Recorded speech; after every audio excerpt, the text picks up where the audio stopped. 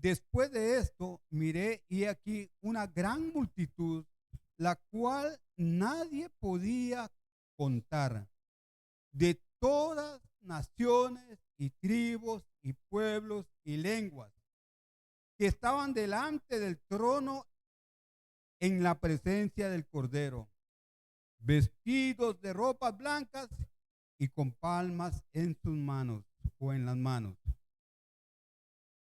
Y clamaban a gran voz diciendo: la salvación pertenece a nuestro Dios que está sentado en el trono y al Cordero.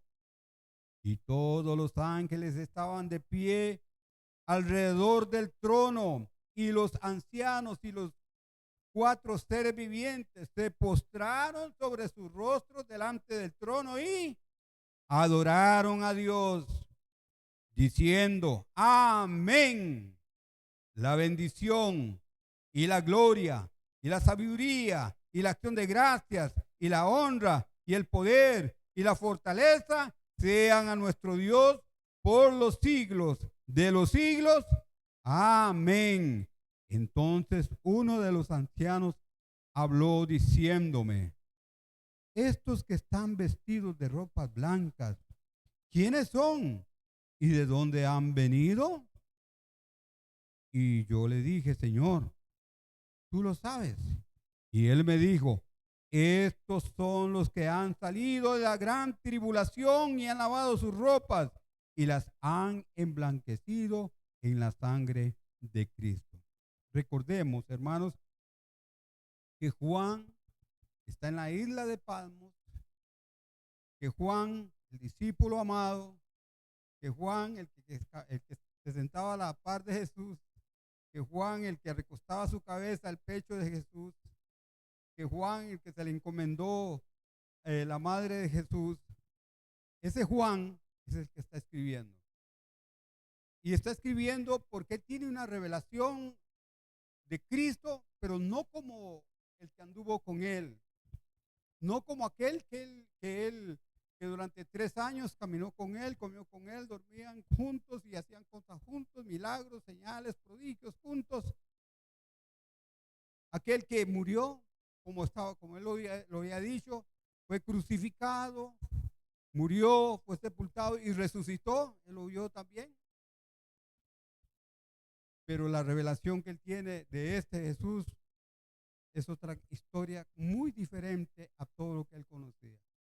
Ahora tiene una revelación del Jesús no solamente resucitado, sino del Jesús glorificado. Amén. Y este Juan, que se encuentra en la isla de Patmos, que está preso, está ahí en condiciones muy difíciles, este Juan es el que recibe estas visiones. Y esta es una visión que se le da a Juan y que Juan nos escribe.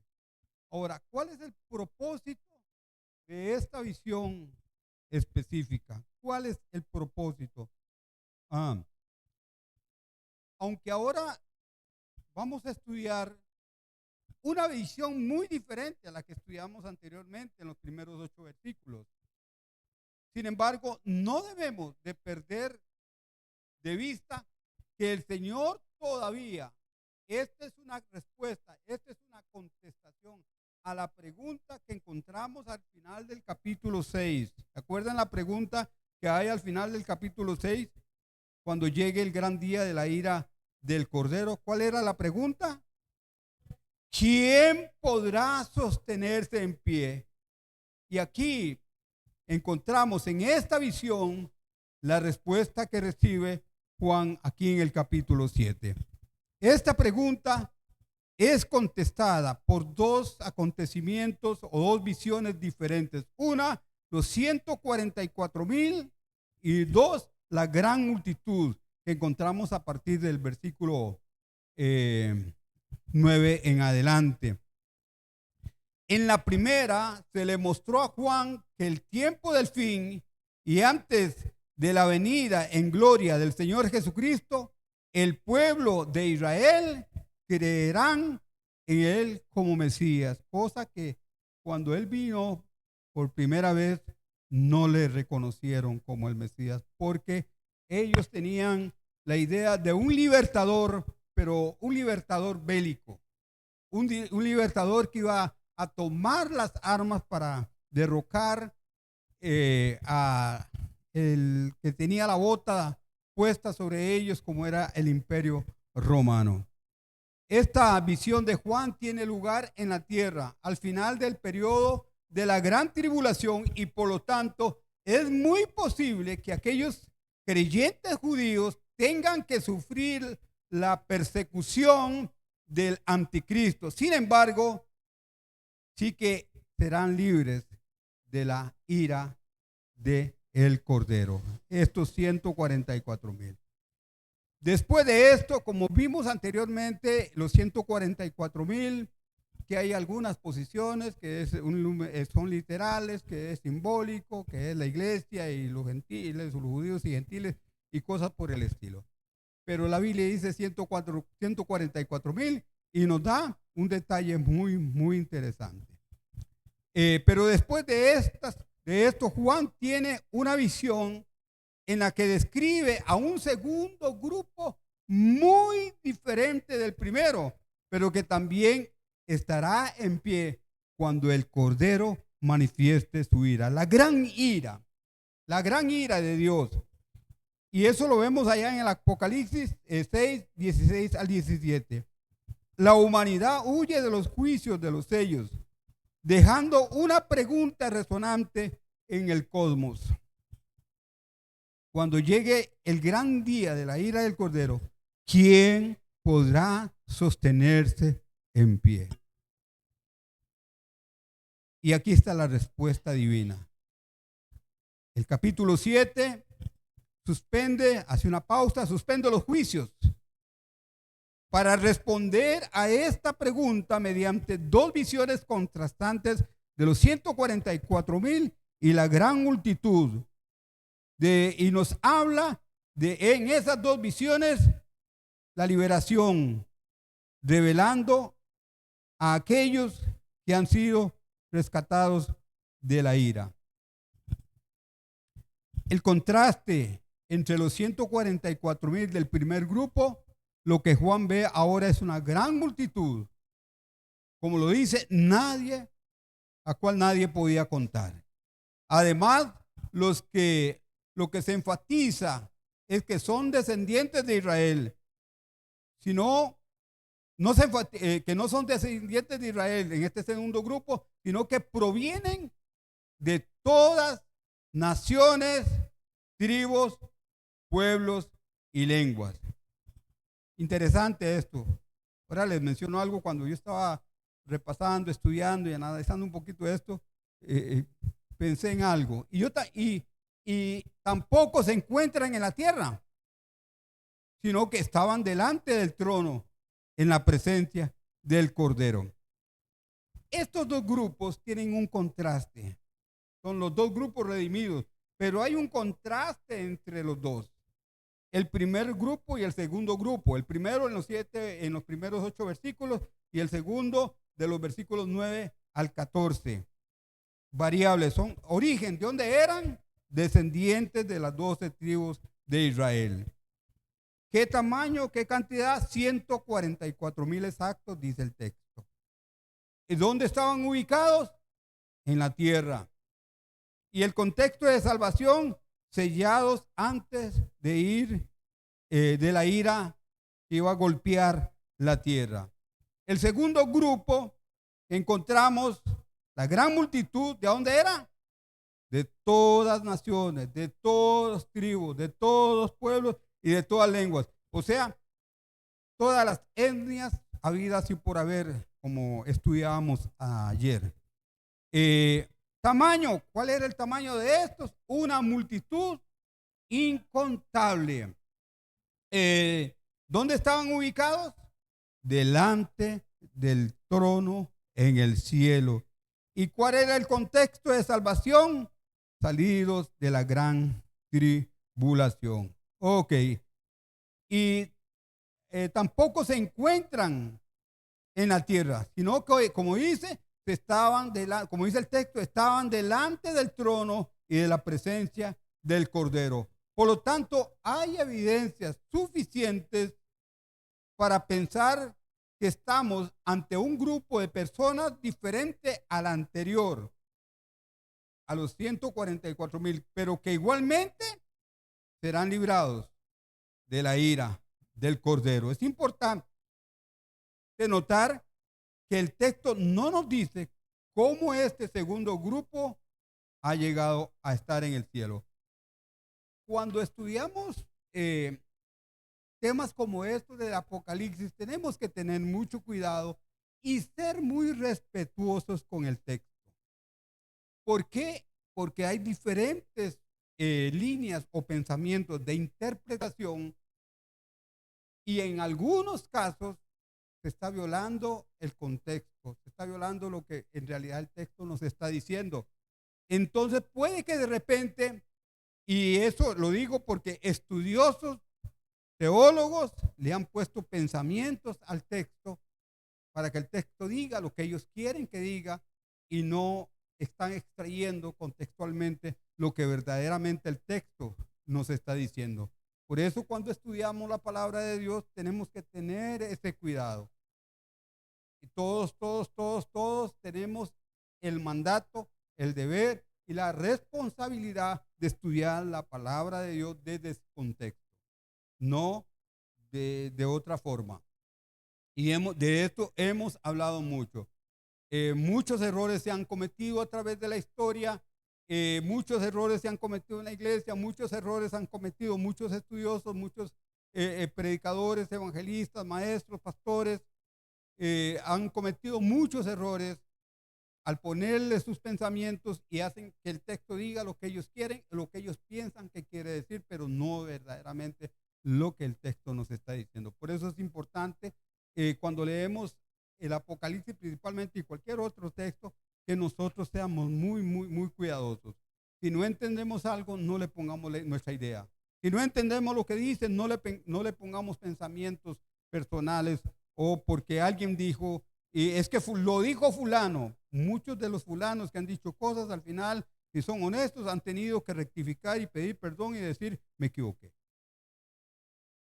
Más adelante se nos explica de dónde han salido, de la gran tribulación, en el verso 14. Y quizás debemos entender esto como una alusión al martirio. Personas que han participado persecución y martirio y que todavía lo están sufriendo en muchos países donde hay una persecución muy brava. Un día de estos veía como una familia entera fue enterrada viva, una familia cristiana, como pastores los han matado juntamente con su familia, los han encarcelado también. En estos tiempos, hermanos, en muchos lugares está sucediendo esto. En ese caso tendríamos que identificar a estas personas como aquellos hermanos que también habían de ser muertos por causa de la palabra de Dios y por el testimonio que tenían. Y añadidos al número de las almas que están esperando debajo del altar, que su sangre será vengada, según lo vimos en Apocalipsis 6, 9 al 11. Notemos que ellos también se les dieron, ¿qué se les dieron? Vestiduras blancas. Allá en el versículo 9, y se les dijo que descansen. Algo que vemos cumplido con este grupo es que ya disfrutan de la paz de Dios, según los versículos 15 al 17 del capítulo 7 de Apocalipsis. Aunque es verdad que esta multitud de redimidos no están debajo del altar, sino delante del trono, porque hay un grupo que está bajo el altar y hay otro grupo que está delante del trono, por lo que quizás debemos de pensar en un momento posterior al descrito es la apertura del quinto sello.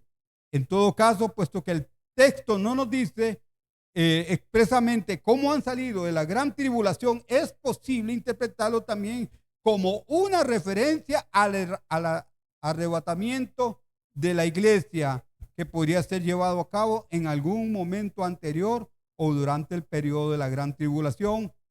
Otro detalle debemos de considerar es que aunque el texto no nos dice todo esto, de esta multitud son creyentes que han lavado sus ropas y las han emblanquecido con la sangre del Cordero. Sin embargo, no se nos explica cómo ni cuándo llegaron a convertirse. No podemos ponerle más de lo que está escrito en el sello. Ok. Afirmar que conocerán el evangelio por medio del testimonio, porque esa es otra posición que hay.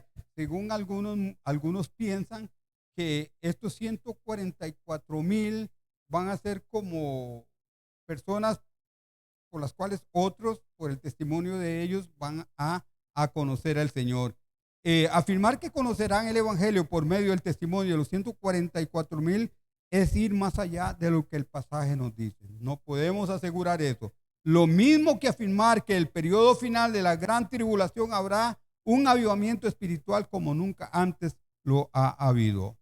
Así pues, dado que el texto guarda silencio sobre muchas de las cuestiones que a nosotros nos gustaría saber con precisión, debemos evitar ser dogmáticos en las conclusiones a las que llegamos a base de hacer conjeturas. Hermanos, si hay algo que nunca debemos de hacer, es hacer conjeturas de lo que la palabra de Dios dice o enseña. Y esos errores se han cometido a través de la historia. Con frecuencia ponemos mucho interés en determinar aspectos que el texto no nos revela, y al hacerlo perdemos de vista lo que Dios nos está diciendo con claridad. Y lo que realmente es importante aquí es que hay un grupo incontable de personas que están en el cielo y han sido librados de la ira del Cordero. Este grupo, ¿cuál es el origen de este grupo, de esta gran multitud? Bueno, en el versículo 9 nos lo dice: de todas las naciones, tribus y pueblos. A diferencia del primer grupo, ¿verdad? Una multitud trasciende a Israel. Dios deseaba alcanzar todas las naciones a través de su pueblo, y aquí vemos el resultado. Qué bonito esto, pienso yo, hermano, y meditando, que el evangelio, o sea, la salvación era para los judíos, ¿no? ¿Verdad? Pero sin embargo, Dios usa a los judíos con un propósito para que también los gentiles entraran y alcanzaran la salvación. Y aquí pudiéramos decirlo, aquí vemos plasmada esa promesa que a través de los judíos nosotros íbamos a alcanzar también la salvación. Qué bonito, ¿verdad que sí, hermano? Como Dios no pierde detalle, ¿verdad? Cuando uno estudia la Biblia, hermano, el libro de Levíticos, a la gente, oiga, a nadie le gusta leer el libro de Levíticos. Y yo sé, el libro de Levíticos es un libro que todo el mundo lo deja a un lado por todo lo que dice, la genealogía, los símbolos y un montón de cosas muy específicas. Cuando leemos este capítulo 7 y pasamos por las tribus, comenzamos a leer el tribu de Dan, como que la gente no le gusta eso. Pero hermano, si usted hace un análisis, hay dos listas de las 12 tribus. Hay una lista donde la cabeza no es la misma cabeza que está en la primera. ¿Cuál es el primer nombre que está en esta lista que leímos? ¿La tribu de quién? ¿Ah? La tribu de Judá. Es la primera, ¿no? ¿Verdad que sí? Es la primera. Ahora, ¿por qué? Bueno, todo eso es muy importante también estudiar y analizarlo. Yo por ahí saqué algo, tal vez se los mande en algún momento, sobre lo que simboliza cada tribu. Cada tribu tiene un simbolismo. A lo menos la tribu de Judá, ¿qué simboliza?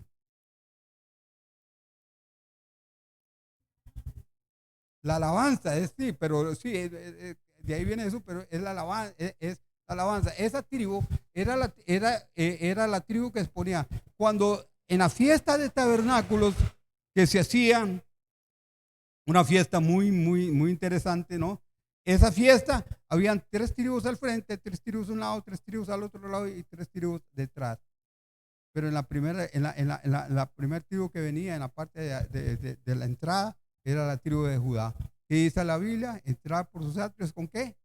Con alabanza. Eso representaba entrar por las puertas con acción de gracias, con alabanza. Y eso representa la tribu de Judá, y es donde viene Jesús, el león de la tribu de Judá. Amén. Y lo realmente importante, como dije, que hay aquí es un grupo incontable de personas que ya están en el cielo y han sido librados de la ira del Cordero. ¿Quiénes son y dónde están? Es la pregunta. Después de esto, dice el verso 9, he aquí una gran multitud, la cual nadie podía contar, de todas las naciones y tribus y lenguas, que estaban delante del trono en la presencia del Cordero, vestidos ¿de qué? De ropas blancas y con palmas en las manos. ¿Quiénes son? Cuando el apóstol Pablo recorría el mundo predicando el evangelio, siempre seguía el orden. ¿Cuál era el orden de Pablo cuando predicaba el evangelio? Vamos a ver.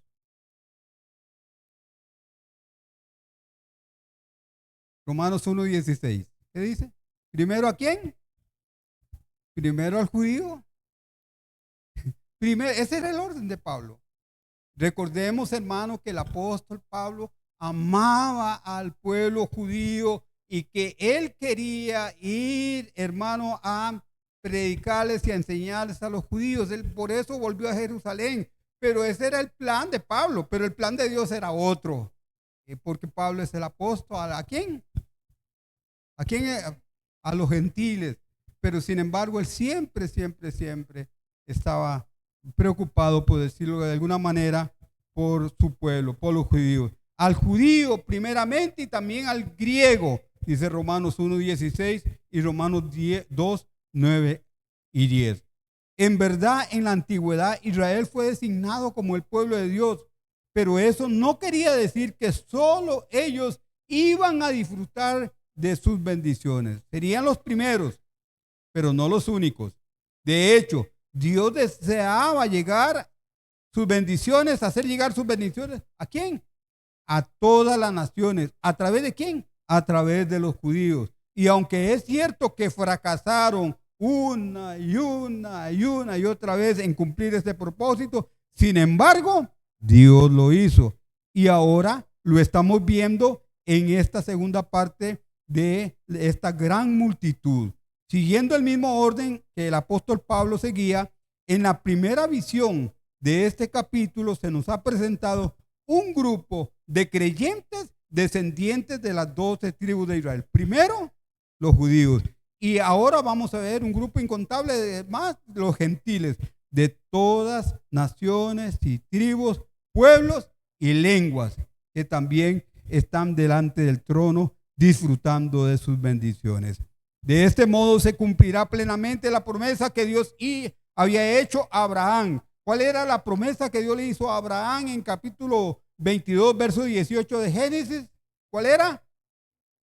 En tu simiente serán benditas todas las naciones de la tierra. Oiga, qué tremendo. Y aquí vemos plasmado ese cumplimiento en esta segunda parte de este capítulo 7. Otra pregunta es, ¿dónde están? ¿Quiénes son ahora? ¿Dónde están? En cuanto a la cuestión de ¿dónde están? Una vez más, la acción vuelve a discurrir en torno a ¿dónde? Al trono de Dios. ¿Dónde están?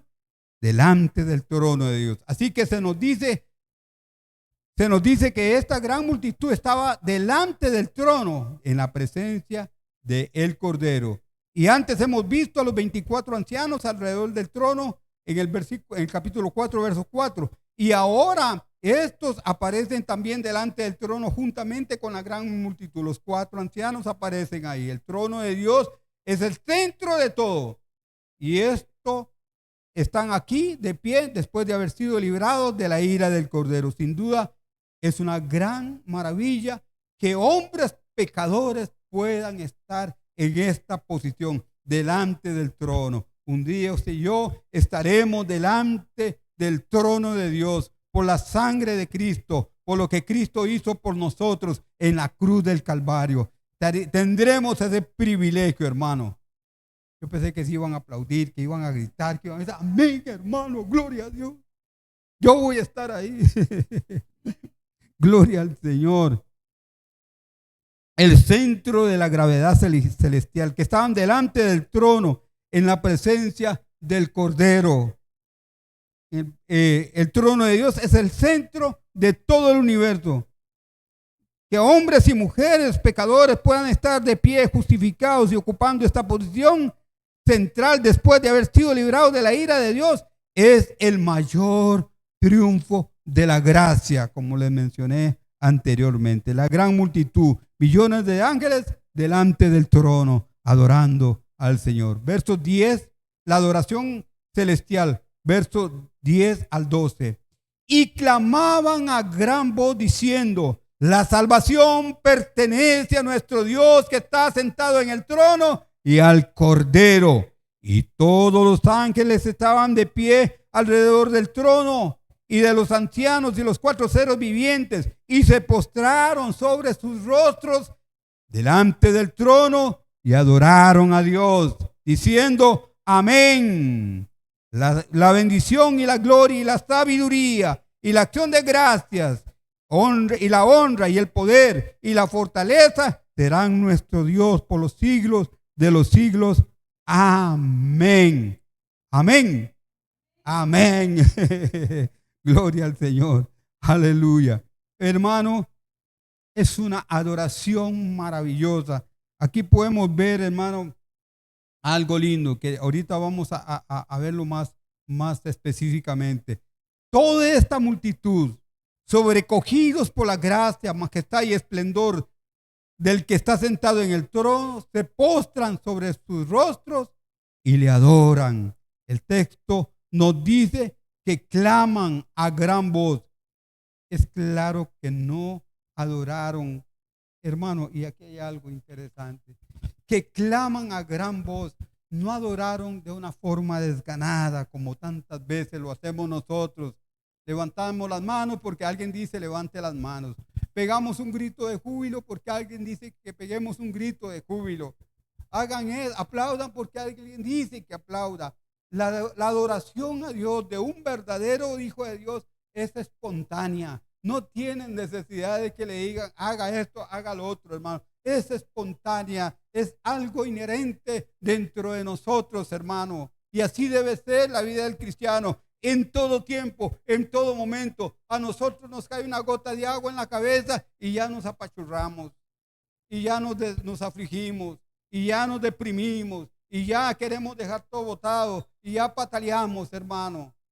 Aleluya, cuando debería ser todo lo contrario. Hermano, lo que usted y yo tenemos, hermano, lo que usted y yo tenemos no lo tiene cualquier persona, solo aquellos a que han recibido a Cristo en su corazón, tienen lo que nadie más tiene. Somos hijos de Dios y tenemos privilegios. Nosotros nos aferramos por lo perecedero y se nos olvidan que hay cosas que no son perecederas, que no van a perecer, que son eternas. Pero nosotros nos aferramos más por lo perecedero que por lo eterno. Se nos ha olvidado de buscar primeramente el reino de Dios y su justicia. Y buscamos primeramente las migajas que caen de las mesas. No adoran en forma desganada. Además lo hacen a una sola voz, aunque la multitud provenía de todas las naciones y lenguas. ¿Ustedes se acuerdan del suceso, si alguien sabe, me lo dice, de lo que ocurre en el capítulo 11 de Génesis? Vamos a ver. Esos estudiosos. Génesis capítulo 11. ¿Qué ocurre en Génesis capítulo 11? No me digan que no saben, es de escuela dominical. Yo creo que le están enseñando ahí a los chiquitos ahora. Hermano, cuando aquel hombre famoso comienza a levantar una torre, ¿se acuerdan? La torre de Babel. ¿Usted sabe qué, Nimrod? ¿Usted sabe qué quiere decir Babel? Confusión, confusión. ¿Y qué pasó? Y ahí todos hablaban un mismo lenguaje, ¿sí o no? ¿Y qué pasó cuando estaban construyendo la torre? Porque la idea era llegar al cielo. El hombre siempre ha querido llegar al cielo, llegar arriba, pero a través de sus propios esfuerzos, a través de sus propias obras. Pero hermano, no se puede. No, ese no es el método de Dios, porque Dios tiene otra forma por la cual lo hace. Pero ¿qué sucede ahí en esa torre? ¿Qué es lo que pasó? Vamos.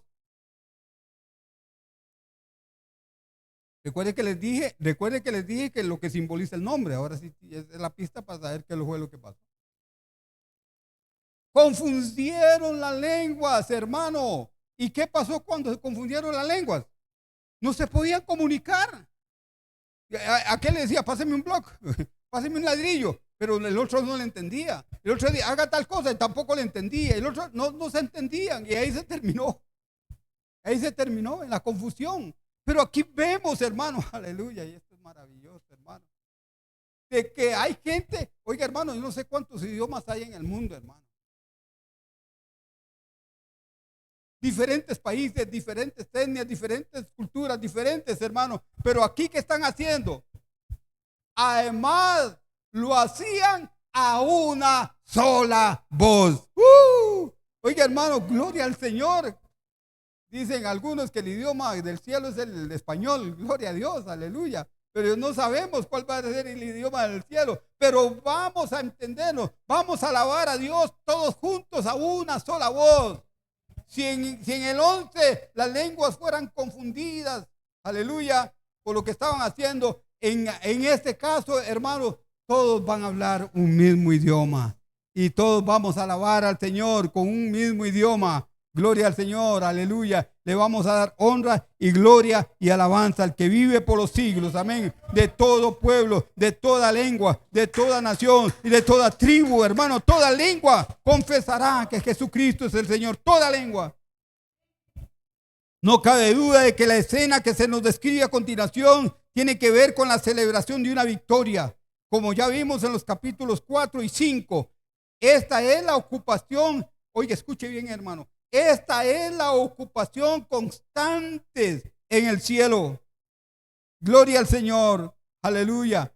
Cuando ya en aquella ocasión la adoración se relacionaba con el hecho de que Dios era el creador de todo y también el único digno de juzgar este mundo. Pero en este momento, después de que los primeros sellos han sido abiertos, los juicios de Dios han comenzado a venir sobre este mundo. La adoración que resuena en el cielo tiene un nuevo colorido. Para entenderlo, debemos de fijarnos en algunos detalles. Número 1, adoradores. En primer lugar se nos dice que estaban vestidos ¿de qué? De ropas blancas. ¿Qué nos habla las ropas blancas, hermano? Nos hablan de justificación, nos hablan de pureza. Sugiere que estas personas han sido justificadas de sus pecados. Y ahorita vamos a ver en el capítulo 3, los primeros versículos del capítulo 3 de Zacarías, algo muy lindo, ya casi lo vemos. También podemos ver, hermano, como en otras ocasiones, esto nos sugiere que estas personas habían sido justificadas de sus pecados y por lo tanto sus ropas simbolizaban su pureza, inocencia. Y cuando yo pienso en esta palabra inocencia, pienso en Adán y Eva antes de caer en pecado. No conocían ni lo bueno ni lo malo, eran inocentes. Y aquí vamos a estar de una forma muy parecida, hermano, gloria al Señor. El propósito por el cual Dios cumplió, Dios quería en Adán y Eva, déjeme decirle que el diablo no lo truncó. Déjeme decirle que se va a cumplir, aleluya, cuando estemos en la presencia del Señor. ¿Cuántos dicen amén? Ahora sí, como dijo el predicador, ¿cuántos dicen amén? Gloria a Dios, aleluya. Luego añade que tenían palmas en sus manos. Las palmas se asocian en las escrituras con celebración, con liberación y gozo. Eso era lo que se celebraba y lo que simbolizaba. Recordemos la entrada triunfal del Señor Jesucristo en Jerusalén y cómo las multitudes le recibieron con palmas en sus manos, según Juan 12, 12 y 13. El día siguiente, grandes multitudes que habían venido a la fiesta al oír que Jesús venía a Jerusalén, tomaron ramas de palmera y salieron a recibirle y clamaban: ¡Hosana! Bendito el que viene en el nombre del Señor, el Rey de Israel. Aleluya, gloria al Señor. Y eso es lo que está simbolizando. Tal vez en aquel tiempo estos mismos que gritaron: bendito que viene en el Rey, el Rey de Israel, bendito el que viene en el nombre del Señor. Puede que de repente, posteriormente, estaban gritando: crucifícale, porque no entendieron lo que verdaderamente simbolizaba eso, porque querían o creían que iba a llegar un libertador bélico, que iba a tomar las armas. En realidad, en este momento ellos se disponían a celebrar la fiesta de la Pascua, en la que se recordaba la forma milagrosa en la cual Dios había liberado a su pueblo de la esclavitud en Egipto. Así que cuando clamaban de este modo a Jesús, lo que estaban queriendo decir es cuál era aquel que esperaban de parte de Dios para llevar a cabo su liberación. Si relacionamos ambos pasajes, podríamos decir que esta escena en el cielo es el cumplimiento de la liberación de los judíos, que los judíos celebraban anticipadamente cuando el Señor Jesucristo se presentó en Jerusalén al comienzo de la fiesta de la Pascua. Pero las palmas eran también características en la fiesta de los tabernáculos. Esto es el eco en el Evangelio, como leímos en Juan 12, y también podemos verlo, el eco en el Antiguo Testamento, en Levíticos capítulo 23, versos 39 al 43. Se nos dice que los israelitas debían de cortar palmas de palmeras y hacer con ellas tabernáculos en los cuales habitaban durante 7 días para recordar su peregrinaje por el desierto después de que el Señor lo liberó de Egipto. Era una remembranza. Gloria al Señor. Y aquí en Apocalipsis encontramos el cumplimiento de aquella fiesta cuando el Señor, que estaba sentado en el trono, extenderá su tabernáculo sobre ellos. Como dice Apocalipsis 7:15. El versículo 15, Apocalipsis 7. Por esto están delante del trono de Dios y le sirven día y noche en su templo. Y el que está sentado sobre el trono extenderá su tabernáculo sobre ellos. Amén. Eso nos habla de la presencia del Señor sobre sus vidas. Vea qué lindo lo que dice Juan 1:14. Juan 1:14. Y aquel verbo fue hecho carne y habitó entre nosotros y vimos su gloria, gloria como la del unigénito del Padre, lleno de gracia y de verdad. Esta palabra en el original dice, y el que extendió su tabernáculo entre nosotros, su tabernáculo entre nosotros. Ahí podemos ver también lo que Juan nos dice y lo Juan nos dice ahora aquí en el Apocalipsis. Este será el fin de su peregrinaje y la entrada a su morada definitiva en el cielo. Razón número 2 por lo que adoran. Más adelante se nos hará saber que esta multitud han salido de la gran tribulación, según el verso 14 del capítulo 7 de Apocalipsis. Este será un periodo especialmente difícil para los creyentes, porque durante ese tiempo del régimen de la bestia, nadie podrá comprar ni vender si no tiene la marca de la bestia y adora su imagen, como vamos a ver posteriormente en el capítulo 13, verso 15 al 17. Pero estas multitudes han salido de la gran tribulación y ahora están en el cielo delante del trono de Dios. Por eso le adoran diciendo, la salvación pertenece a nuestro Dios que está sentado en el trono. Su gozoso cántico de alabanza es un reconocimiento de la fidelidad de Dios, quien ha cumplido sus promesas y les ha salvado del diablo. Además, les dio la fuerza necesaria para doblar sus rodillas delante de la bestia y de su imagen, para no doblarlas, así como los jóvenes hebreos que no doblaron sus rodillas para adorar la imagen de este hombre, y por eso los metieron al horno de fuego. Número 3, un gran coro celestial se une a la adoración. Aunque los ángeles de Dios no disfrutan de esta salvación como los hombres pecadores, sin embargo, se interesan en ella. 1 Pedro 1:12.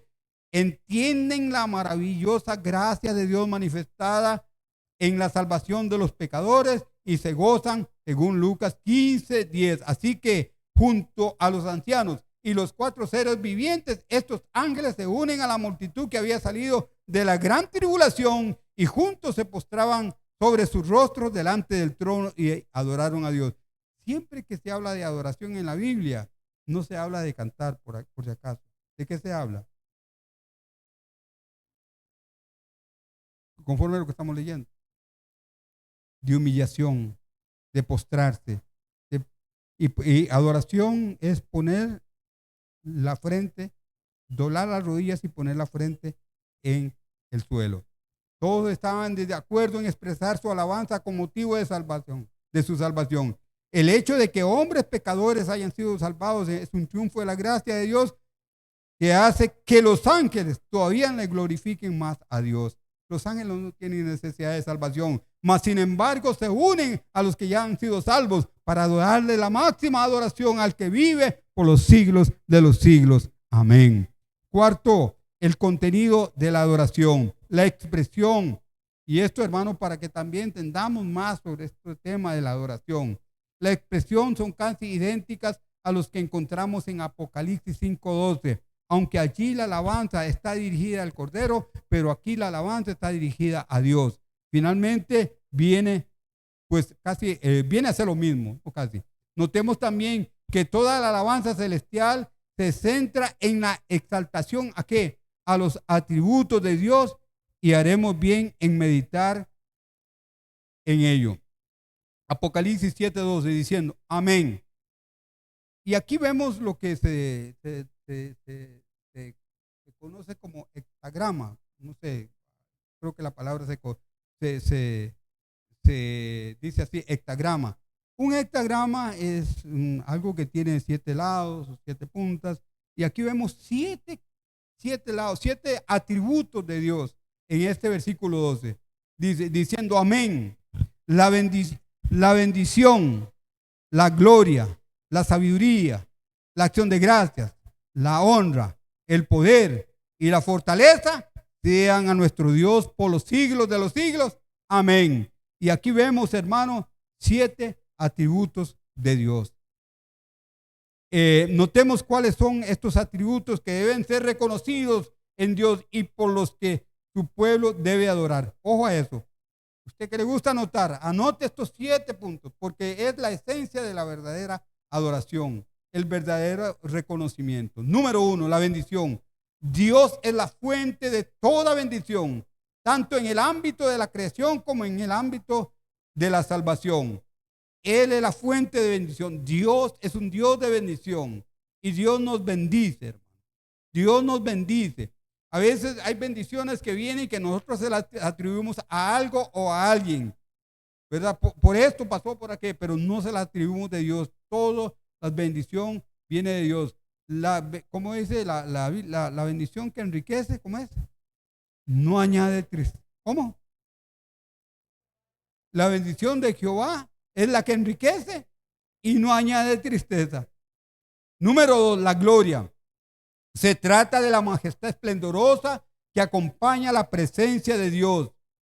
Dice el Salmo 113:4, excelso sobre todas las naciones es Jehová, sobre los cielos su gloria. Números 14:21, su gloria llena toda la tierra. Isaías 6:3, su gloria llena toda la tierra. Salmo 19:1, los cielos cuentan la gloria de Dios. Y el Salmo 24:10 dice, Él es el Rey de gloria. Amén. En consecuencia, todos los hombres deben de reconocer su gloria. Número 3, y la sabiduría. Dios es la fuente de toda esencia, de toda ciencia y sabiduría. El salmista decía en el Salmo 104:24, cuán innumerables son tus obras, oh Jehová, hiciste todas ellas con sabiduría. Y Pablo afirma que en Cristo, según Colosenses 2:3, están escondidos todos los tesoros de la sabiduría y del conocimiento. Por eso los hijos de Dios, hermanos, aunque nunca haya estudiado, aunque no tenga títulos, hermanos, tienen la sabiduría de Dios y el conocimiento de Dios. 1 Corintios 1:18 al 25, esto lo leen. Cuando Dios salvó a los hombres, no lo hizo conforme a la sabiduría de los hombres, que es locura. No. El evangelio de Dios es locura para los que se pierden, pero para los que se salvan, ¿qué es?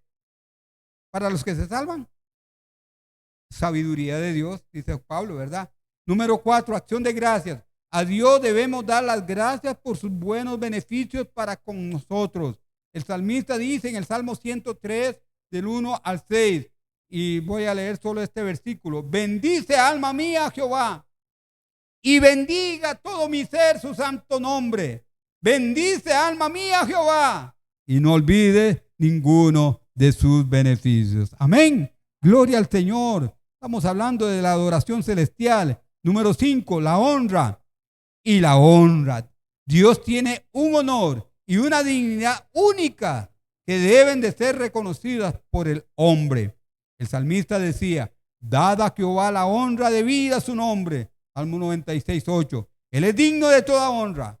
Lo honramos por lo que Él es.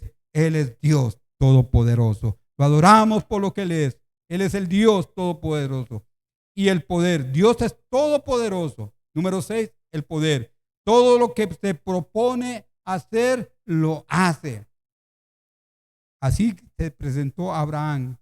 Yo soy el Dios todopoderoso. Génesis 17:1. Y número 7, fortaleza. Dios es el único refugio seguro para el hombre. Él es el único refugio seguro. El salmista describe: Jehová, roca mía y castillo mío, mi libertador, Dios mío, fortaleza mía, en Él confiaré, mi escudo y mi fuerza y la fuerza de mi salvación, mi alto refugio. Salmo 18:2. Pensé que iban a decir amén, gloria a Dios. El carácter de Dios nunca cambia. Por eso la adoración debe ser dada a nuestro Dios por los siglos de los siglos. Amén. Nosotros tenemos un problema. Los samaritanos tenían un problema. ¿Se acuerdan los samaritanos? Tenían un problema. Los samaritanos, ¿adoraban o no adoraban? ¿Pero qué adoraban? Lo que no conocían. Los judíos tenían otro problema. Adoraban, pero ¿a quién adoraban? ¿O cómo adoraban? ¿Sabían a quién adorar los judíos? Sí, claro. Pero el problema de los judíos, el problema de los samaritanos es que no sabían adorar a quién adoraban, o por lo tanto no sabían cómo adorarlo. El problema de los judíos era que sabían a quién adorar, pero no lo adoraban como debían de adorarlo. Puede que de repente a nosotros nos esté ocurriendo lo mismo, porque sabemos a quién adorar, pero no lo estamos adorando como debemos, porque para nosotros creemos. Y antes en los cassettes, cuando empezaron a salir los cassettes, por un lado traía alabanza y por otro lado traía adoración. Y era referente a la música, ¿verdad? Las de alabanza eran más alegres, las de adoración eran más calmadas. Pero hermano, la adoración no es eso. La adoración es un estilo de vida, una forma de vivir. La evidencia, ojo a esto que voy a decir, y eso relacionado con lo que se enseñaba ayer. La evidencia de un adorador verdadero, ¿sabe cuál es? Servir a los demás. Esa es la máxima evidencia. El servicio a los demás. Y un servicio bien hecho. Hacerlo con excelencia, con calidad, con deseo, con disposición, con amor.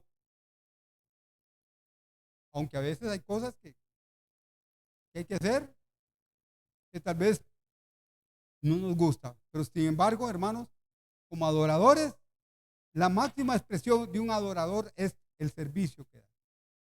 El origen de la multitud vestida de blanca. Apocalipsis 7:13. Entonces uno de los ancianos habló diciendo: estos que están vestidos de ropas blancas, ¿quiénes son? ¿Y de dónde han venido?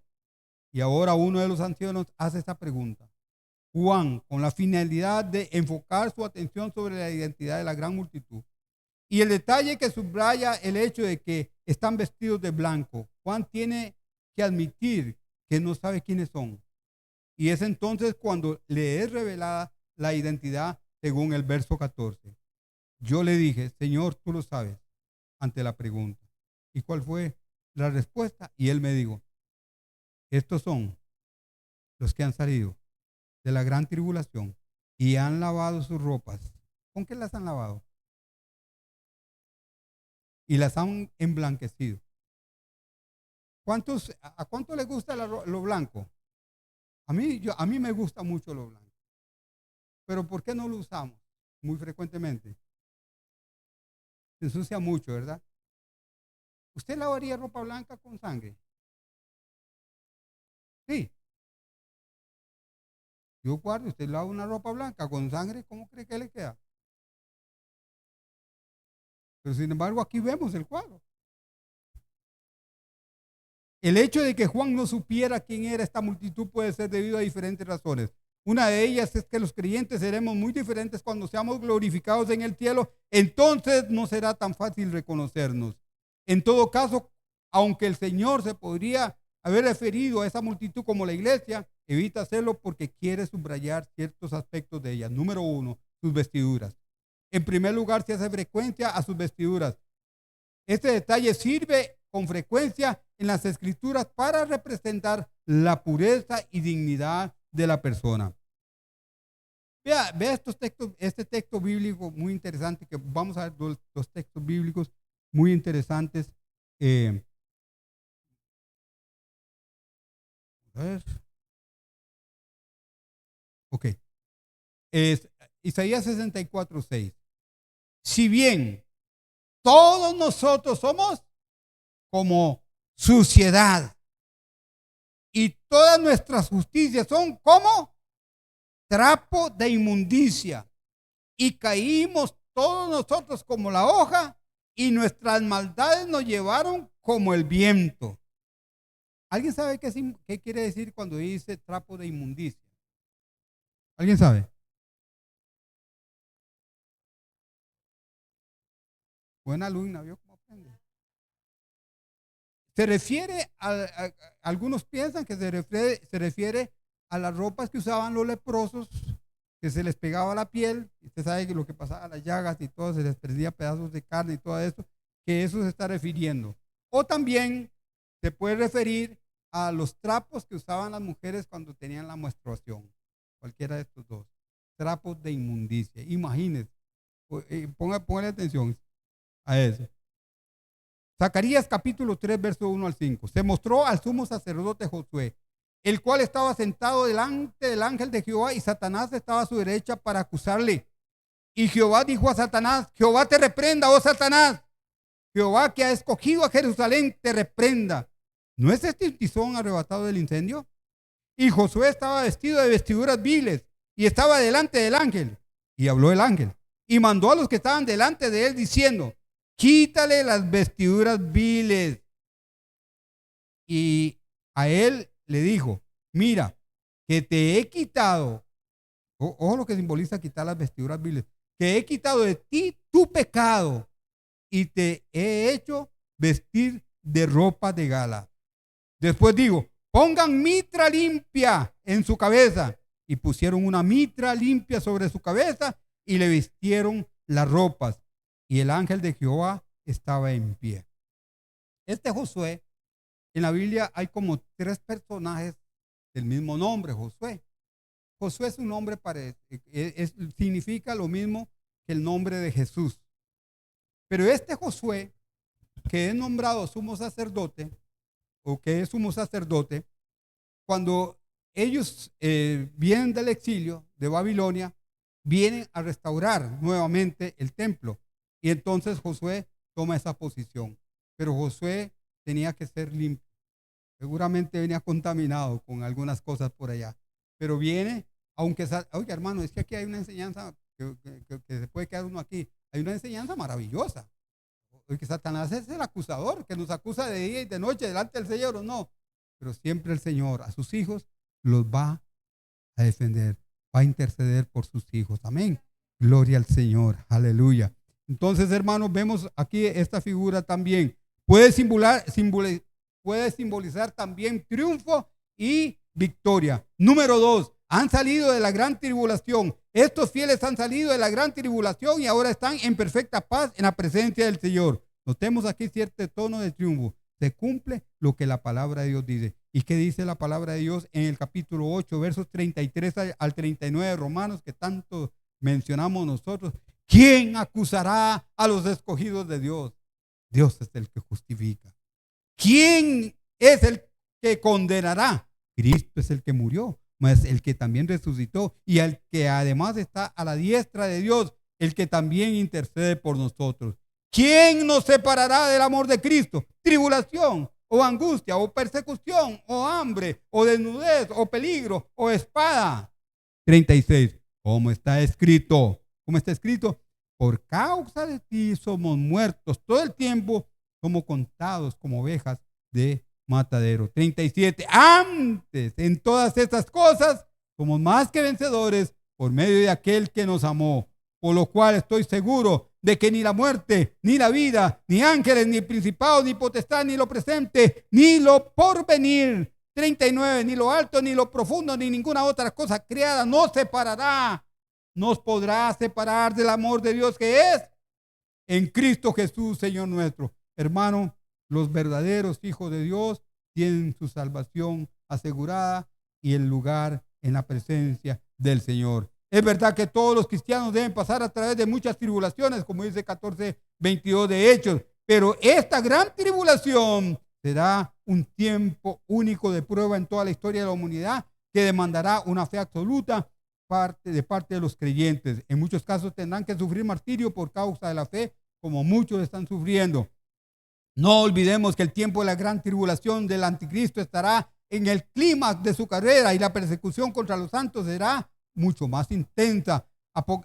Mateo capítulo 24, verso 31. El Señor Jesucristo se refirió a eso y dice: gran tribulación, con la cual no ha habido desde el principio del mundo, ni la habrá, ni hasta ahora ni la habrá. Ya estaba profetizado por Jesús, pero en todo caso, aunque estos creyentes sufran la persecución del anticristo, sin embargo, serán librados de los efectos de la ira de Dios. La ira de Dios no va a venir sobre nosotros, porque ya la recibió Cristo en la cruz del Calvario.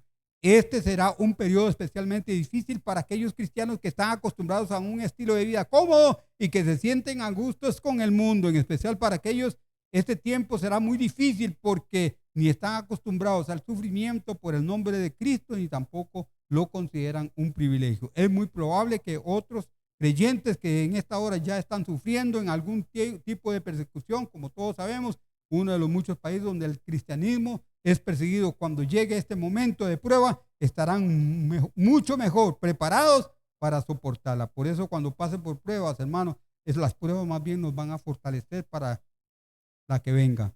Para estar debidamente preparados para este momento, debemos de vivir buscando siempre glorificar a Cristo y debemos considerar un privilegio y también con nuestra muerte podemos darle gloria a Él. Ya que vivamos, ya que muramos, somos del Señor. Y número 3, han lavado sus ropas y las han emblanquecido en la sangre del Cordero. Podríamos pensar que estos mártires han ganado el derecho de estar en el cielo por su propio sacrificio o fidelidad, pero la realidad es muy diferente. Han obtenido el triunfo por medio del sufrimiento y la victoria de Cristo en la cruz. Por lo tanto, el triunfo sobre el anticristo no es por medio de la lucha armada, sino a través de la sangre de Cristo. Amén. Ahora bien, la idea de lavar y emblanquecer las ropas en la sangre del Cordero nos puede resultar extraña y hasta contradictoria. La sangre no limpia, sino mancha la ropa, diría alguno. Pero el lenguaje empleado aquí no lo debemos de interpretar literalmente, sino de la misma forma simbólica en lo que lo usa la Biblia. Levítico 17:11. Porque la vida de la carne en la sangre está, y yo les he dado para hacer expiación sobre el altar por vuestras almas, y la misma sangre hará expiación de la persona. Voy terminando. Lo que vemos en este versículo es que la sangre representa la vida. Esta idea es fácil de entender cuando una persona se desangra, obviamente que pierde la vida. Por lo tanto, Cristo, el Cordero de Dios, ha quitado nuestro pecado, entregando ¿qué? Su vida por la nuestra, entregando su sangre. Sin sangre no hay sacrificio. Por eso es representado como ¿qué? Apocalipsis 5:6, como un cordero inmolado. En todo caso, aquí hay una verdad universal. Nadie podrá ser limpio de sus pecados si no es por el sacrificio de Cristo en la cruz. Así es que ya usted tiene bastante base como para refutar lo que dicen otros, ¿verdad? Que a través de buenas obras y a través de hacer algunas cosas pueden alcanzar la salvación. Romanos 3:25, a quien Dios puso como propiciación por medio de la fe en su sangre para manifestar su justicia a causa de haber pasado por alto en su paciencia los pecados.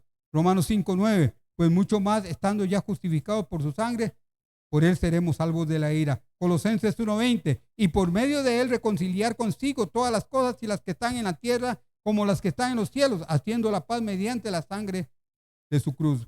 Efesios 1:7, en quien tenemos redención por su sangre, el perdón de pecados según las riquezas de su gracia. Hebreos, cuando más la sangre de Cristo, el cual mediante el Espíritu eterno se ofreció a sí mismo sin mancha de Dios, limpiará vuestras conciencias de obras muertas para que sirváis al Dios vivo. Y Juan 1:7, pero si andamos en luz, como Él también está en luz, tenemos comunión los unos con los otros. Y la sangre de Cristo nos limpia de todo pecado. Apocalipsis 5:9, y cantaban un nuevo cántico diciendo, digno eres de tomar el libro y abrir sus sellos, porque tú fuiste inmolado, con tu sangre nos has redimido para Dios de todo linaje, lengua, pueblo y nación. Notemos que también estas personas han lavado y han emblanquecido sus ropas y nos preguntamos, ¿cómo han podido hacerlo? Parece evidente que no han sido lavadas automáticamente por el hecho de creer en Cristo o que Cristo murió en la cruz del Calvario, sino que ellos tuvieron que hacer algo. Y efectivamente, la única forma de apropiarse de los beneficios de la obra de Cristo es por el arrepentimiento y vivir de fe. El arrepentimiento es la entrada y la vida de fe es la continuación del proceso para llegar a la presencia del Señor. De otro modo, no nos podremos beneficiar de la salvación que Él nos ofrece. Hermano, un punto. El arrepentimiento verdadero y una vida de fe nos califica para entrar a ese lugar, a la presencia del Señor. Dios los bendiga.